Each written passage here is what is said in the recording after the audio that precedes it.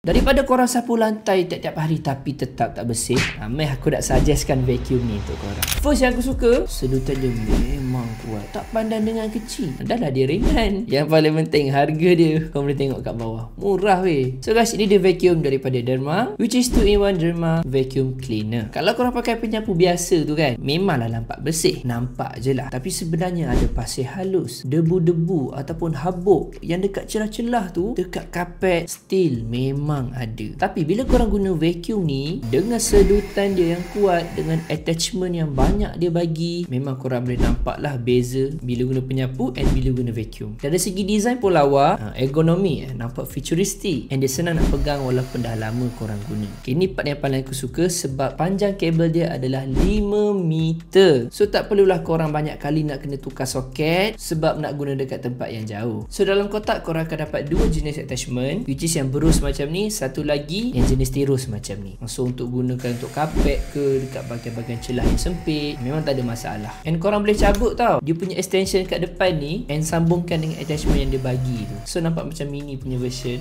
tebal sikit lah rasa. Kalau korang tak nak warna putih, warna hitam pun ada, jangan risau. So guys, kalau korang nak dapatkan vacuum ni, link yang aku sediakan dekat bawah.